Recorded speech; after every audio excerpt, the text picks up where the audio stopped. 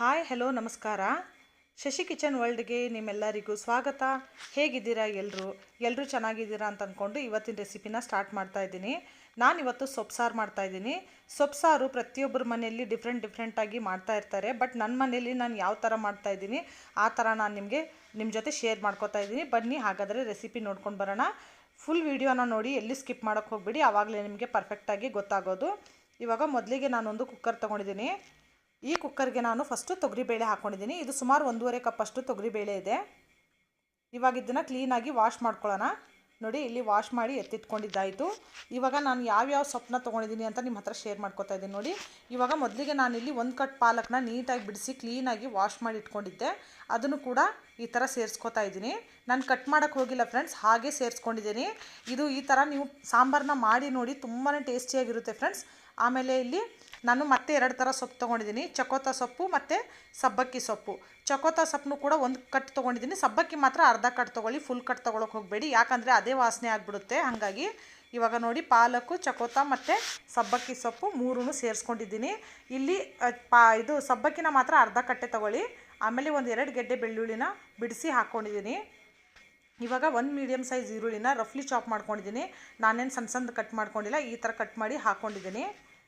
ಇವಾಗ ನಿಮ್ಮ ಖಾರದ ಅನುಗುಣವಾಗಿ ನೀವು ಎಷ್ಟು ಖಾರ ಹಾಕ್ತಿಂತೀರೋ ಅಷ್ಟು ಖಾರಕ್ಕೆ ತಕ್ಕಂಗೆ ಹಸಿಮೆಣಸಿನಕಾಯಿನೂ ಕೂಡ ನಾನು ವಾಶ್ ಮಾಡಿ ಹಾಕ್ಕೊಂಡಿದ್ದೀನಿ.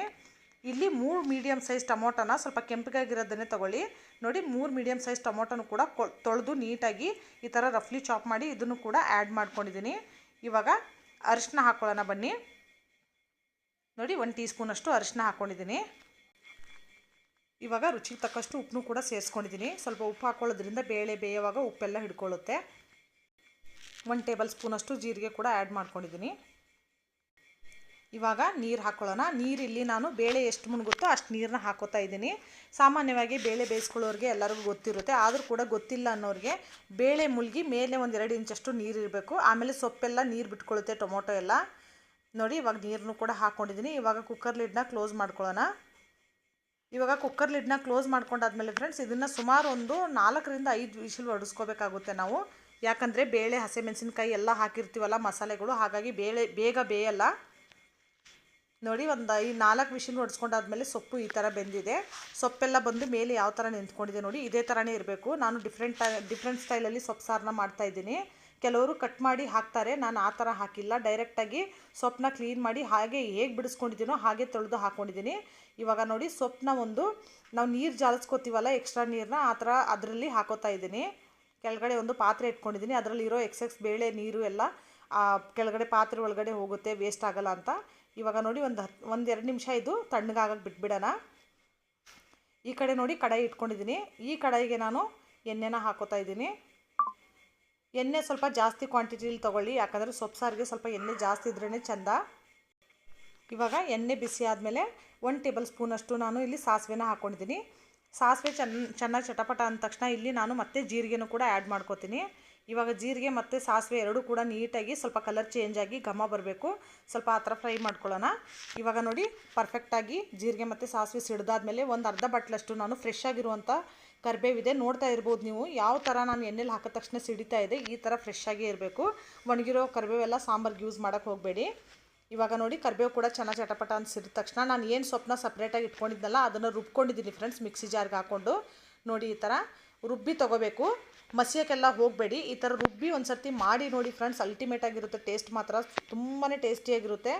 ನಿಜವಾಗ್ಲೂ ಹೇಳ್ತೀನಿ, ನೀವು ಕಟ್ ಮಾಡಿ ಮಾಡಿರ್ತೀರ ಸಾಂಬಾರನ್ನ, ಈ ಥರನೂ ಒಂದು ಸರ್ತಿ ಟ್ರೈ ಮಾಡಿ, ತುಂಬಾ ಟೇಸ್ಟಿಯಾಗಿರುತ್ತೆ. ನಿಜವಾಗ್ಲೂ ಹೇಳ್ತೀನಿ, ನಮ್ಮ ಮನೇಲಿ ಈ ಥರ ಸೊಪ್ಪು ಸಾರನ್ನ ಮಾಡಿದ್ರೆ ಇವ್ರಿಗೆ ಇಷ್ಟ ಇಲ್ಲ ಅನ್ನಂಗಿಲ್ಲ, ಎಲ್ಲರೂ ಇಷ್ಟಪಟ್ಟು ತಿಂತಾರೆ. 2 ದಿನ ಆದರೂ ಕೂಡ ಬಿಡಲ್ಲ ಫ್ರೆಂಡ್ಸ್, ಅದನ್ನೇ ಬಿಸಿ ಮಾಡಿ ತಿಂತಾರೆ. ಅಷ್ಟು ಇಷ್ಟಪಡ್ತಾರೆ ನಮ್ಮ ಮನೇಲಿ ಈ ಥರ ಸೊಪ್ಪು ಸಾರನ್ನ ಮಾಡಿದ್ರೆ. ನೀವು ಕೂಡ ಒಂದು ಸರ್ತಿ ಟ್ರೈ ಮಾಡಿ, ತುಂಬಾ ಚೆನ್ನಾಗಿರುತ್ತೆ. ಇವಾಗ ನೋಡಿ, ಈ ಥರ ರುಬ್ಬಿರುವಂಥ ಸೊಪ್ಪನ್ನ ಎಲ್ಲ ಹಾಕ್ಕೊಂಡು ನೀಟಾಗಿ ಒಂದು ಸ್ವಲ್ಪ ಹಸಿ ವಾಸನೆ ಎಲ್ಲ ಹೋಗೋವರೆಗೂ ಇದು ಫ್ರೈ ಮಾಡ್ಕೋಬೇಕಾಗುತ್ತೆ. ಸೈಡಲ್ಲಿ ಎಣ್ಣೆ ಸಪ್ರೇಟ್ ಆಗೋಕ್ಕೆ ಸ್ಟಾರ್ಟ್ ಆದಮೇಲೆ ಮಿಕ್ಕಿದ ಮಸಾಲೆಗಳನ್ನ ಆ್ಯಡ್ ಮಾಡ್ಕೊಳ್ಳೋಣ. ಇವಾಗ ನೋಡಿ, ಸೈಡಲ್ಲೆಲ್ಲ ಎಣ್ಣೆ ಬಿಡೋಕ್ಕೆ ಸ್ಟಾರ್ಟ್ ಆದಮೇಲೆ 1.5 ಟೀ ಸ್ಪೂನಷ್ಟು ಇದು ಮಸಾಲೆ ಖಾರ ಇದೆ ಫ್ರೆಂಡ್ಸ್, ನಮ್ಮ ಉತ್ತರ ಕರ್ನಾಟಕ ಸೈಡ್ದು. ನಿಮ್ಮ ಹತ್ರ ಇಲ್ಲ ಅಂದರೆ 1 ಟೇಬಲ್ ಸ್ಪೂನಷ್ಟು ಅಚ್ಚ ಖಾರದ ಪುಡಿ ಕೂಡ ಸೇರಿಸ್ಕೋಬೋದು ನೀವು ಇಲ್ಲಿ. ಇಲ್ಲ ಅಂದರೆ ಸಾಂಬಾರು ಪುಡಿನೂ ಕೂಡ ಸೇರಿಸ್ಕೋಬೋದು. ನಿಮಗೆ ಯಾವ್ದು ಇಷ್ಟ ಅದನ್ನು ಹಾಕ್ಕೊಳ್ಳಿ. ಇವಾಗ ಎಲ್ಲನೂ ನೀಟಾಗಿ ಮಿಕ್ಸ್ ಮಾಡ್ಕೊಳ್ಳೋಣ. ನೋಡಿ, ಈ ಥರ ಎಲ್ಲ ಮಿಕ್ಸ್ ಮಾಡ್ಕೊಳ್ಳೋಣ. ಇವಾಗ ಒಂದು 2 ನಿಮಿಷ ಬಿಟ್ಬಿಡೋಣ, ಆಯಿಲ್ ಎಲ್ಲ ಸಪ್ರೇಟ್ ಆಗಲಿ. ಚೆನ್ನಾಗಿ ಕುದಿಬೇಕಲ್ಲ ಮಸಾಲೆ ಜೊತೆ ಎಲ್ಲ, ಅದಕ್ಕೆ ಒಂದು 2 ನಿಮಿಷ ಬಿಟ್ಬಿಡಿ. ನೋಡಿ ಉಪ್ಪನ್ನು ಕೂಡ ಆ್ಯಡ್ ಮಾಡ್ಕೊತಾ ಇದ್ದೀನಿ. ಉಪ್ಪು ಹಾಕೊಂಡಾದ್ಮೇಲೆ ಮತ್ತೆ ಒಂದು ಸರ್ತಿ ಎಲ್ಲನೂ ನೀಟಾಗಿ ಮಿಕ್ಸ್ ಮಾಡ್ಕೊಳ್ಳೋಣ. ಇದು ಎಷ್ಟು ಚೆನ್ನಾಗಿ ನೀವು ಎಣ್ಣೆಲಿ ಕುದಿಸ್ಕೋತಿರೋ ಆವಾಗಲೇ ಸಾಂಬಾರು ತುಂಬ ಟೇಸ್ಟಿಯಾಗಿ ಆಗೋದು ಫ್ರೆಂಡ್ಸ್. ನೋಡಿ ಇವಾಗ ಎಣ್ಣೆ ಎಲ್ಲ ಸಪ್ರೇಟ್ ಆಯಿತು, ಕಲರ್ ಕೂಡ ಎಷ್ಟು ಚೇಂಜ್ ಆಗಿದೆ ನೋಡ್ತಾ ಇರ್ಬೋದು. ಆಮೇಲೆ ಕ್ವಾಂಟಿಟಿ ಕೂಡ ಮೊದಲಿನಗಿಂತ ಕಮ್ಮಿ ಆಗಿದೆ ಫ್ರೆಂಡ್ಸ್. ಇದನ್ನು ನೀವು ಎಷ್ಟು ಎಣ್ಣೆಲಿ ಸೊಪ್ಪುದು ಏನು ಪ್ಯೂರಿ ಇದೆಯಲ್ಲ, ನೀವು ಎಷ್ಟು ಚೆನ್ನಾಗಿ ಹುರ್ಕೊತಿರೋ ಸಾಂಬಾರು ಅಷ್ಟೇ ಅದ್ಭುತವಾಗಿ ರೆಡಿ ಆಗುತ್ತೆ. ಇವಾಗ ಎಲ್ಲ ಆಗಿದೆ ಫ್ರೆಂಡ್ಸ್, ಬನ್ನಿ ಇವಾಗ ನೀರನ್ನ ಆ್ಯಡ್ ಮಾಡ್ಕೊಳ್ಳೋಣ. ನೋಡಿ ಬೇಳೆ ಇದೆಯಲ್ಲ, ಇದು ಏನು ಕುದಿಸಿಟ್ಕೊಂಡಿದ್ವಲ್ಲ ಬೇಳೆ ಮಾತ್ರ, ಸೊಪ್ಪನ್ನ ಮಾತ್ರ ಸಪ್ರೇಟ್ ಮಾಡ್ಕೊಂಡಿದ್ವಿ. ಬೇಳೆ ಎಲ್ಲ ಕೆಳಗಡೆ ಹಾಗೆ ಇತ್ತಲ್ಲ, ಇವಾಗ ಬೇಳೆನೂ ಕೂಡ ಮಿಕ್ಸ್ ಮಾಡ್ಕೊಳ್ಳೋಣ. ಬೇಳೆನ ಮಿಕ್ಸ್ ಮಾಡ್ಕೊಂಡಾದ್ಮೇಲೆ ನೀಟಾಗಿ ಎಲ್ಲನೂ ಒಂದು ಸರ್ತಿ ಮಿಕ್ಸ್ ಮಾಡ್ಕೊಳ್ಳಿ. ಕನ್ಸಿಸ್ಟೆನ್ಸಿ ನೋಡ್ಕೊಳ್ಳಿ ಎಲ್ಲ ನೀಟಾಗಿ, ಯಾಕಂದರೆ ನಾವು ಎಣ್ಣೆಯಲ್ಲಿ ಮಿಕ್ಸ್ ಮಾಡಿದಾಗ ಸ್ವಲ್ಪ ಲಮ್ಸ್ ಥರ ಇರುತ್ತೆ ಬೇಳೆ ಎಲ್ಲ ಹಾಕೊಂಡಾಗ. ಇವಾಗ ನೀರನ್ನು ಕೂಡ ಅಡ್ಜಸ್ಟ್ ಮಾಡ್ಕೊಂಡಿದ್ದೀನಿ, ನನಗೆ ಎಷ್ಟು ಬೇಕೋ ಅಷ್ಟು ತೆಳ್ಳಗೆ ಮಾಡ್ಕೊಂಡಿದ್ದೀನಿ. ಇವಾಗ ಎತ್ತಿ ತೋರಿಸ್ತೀನಿ ನೋಡಿ ನಿಮಗೆ. ಒಂದೇ ಸರ್ತಿ ಫುಲ್ಲು ಗಟ್ಟಿ ಮಾಡ್ಕೊಳ್ಳೋಕೆ ಹೋಗಬೇಡಿ, ಸ್ವಲ್ಪ ತೆಳ್ಳಗೆ ಇರಲಿ, ಯಾಕಂದರೆ ಇದು ಒಂದು 5 ನಿಮಿಷ ಕುದಿಬೇಕು. ನೋಡಿ ಈ ಥರ ಕನ್ಸಿಸ್ಟೆನ್ಸಿ ಇಟ್ಕೊಂಡಿದ್ದೀನಿ ನಾನು. ಇವಾಗ ಇದು ಚೆನ್ನಾಗಿ ಕುದೀಲಿ. ಫಸ್ಟು ಹೈ ಫ್ಲೇಮಲ್ಲಿ ಕುದಿಸೋಣ ಇದನ್ನು. ಇವಾಗ ನೋಡಿ ಹೈ ಫ್ಲೇಮಲ್ಲಿ ಕುದಿಯೋಕ್ಕೆ ಸ್ಟಾರ್ಟ್ ಆಯಿತು. ಇವಾಗ ಈ ಥರ ಕುದಿ ಬಂದಾಗ ಬರೋಕ್ಕೆ ಸ್ಟಾರ್ಟ್ ಆದಮೇಲೆ ಗ್ಯಾಸ್ನ ಲೋ ಫ್ಲೇಮಲ್ಲಿ ಇಟ್ಕೋಬೇಕಾಗುತ್ತೆ ನಾವು, ಯಾಕಂದರೆ ಜಾಸ್ತಿ ಉರಿನಲ್ಲಿ ನಾವು ಇದನ್ನು ಕುದಿಸ್ಕೊಳ್ಳೋಕೆ ಹೋಗಬಾರ್ದು. ಗ್ಯಾಸ್ನ ಮೀಡಿಯಮಲ್ಲಿ ಇಟ್ಕೊಂಡು ಒಂದು 5 ನಿಮಿಷ ಇದನ್ನು ನಾವು ಕುದಿಸ್ಕೋಬೇಕು. ಇವಾಗ ಉಪ್ಪನ್ನು ಕೂಡ ನೋಡ್ಕೊಳ್ಳಿ, ಕಮ್ಮಿ ಇದ್ದರೆ ಸ್ವಲ್ಪ ಮೇಲೆಯಿಂದ ಮತ್ತೆ ಉಪ್ಪನ್ನು ಕೂಡ ಹಾಕ್ಕೊಳ್ಳಿ.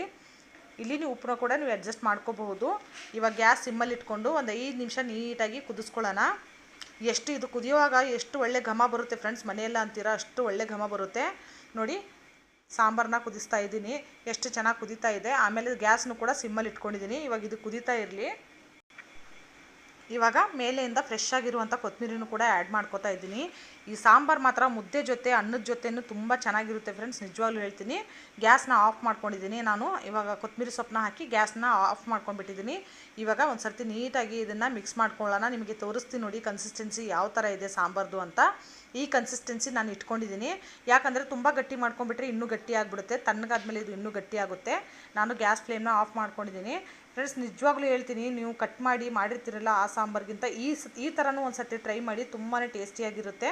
ಬನ್ನಿ ಹಾಗಾದರೆ ಈ ಸಾಂಬಾರನ್ನ ನಾವು ಸರ್ವ್ ಮಾಡ್ಕೊಳ್ಳೋಣ. ಇವಾಗ ನೋಡಿ ಒಂದು ಬೌಲ್ಗೆ ನಾನು ಇದನ್ನು ಸರ್ವ್ ಮಾಡ್ಕೊಂಡಿದ್ದೀನಿ. ಎಷ್ಟು ಟೇಸ್ಟಿಯಾಗಿದೆ ಅಂದರೆ ಫ್ರೆಂಡ್ಸ್, ನಿಜವಾಗ್ಲೂ ಚೆನ್ನಾಗಿರುತ್ತೆ. ನೀವು ಸುಮಾರು ಥರ ಸೊಪ್ಪು ಸಾರನ್ನ ನೀವು ಮಾಡಿರ್ತೀರಾ.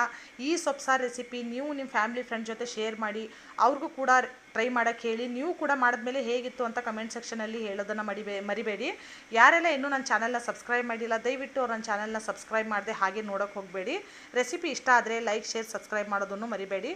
Thank you for watching friends.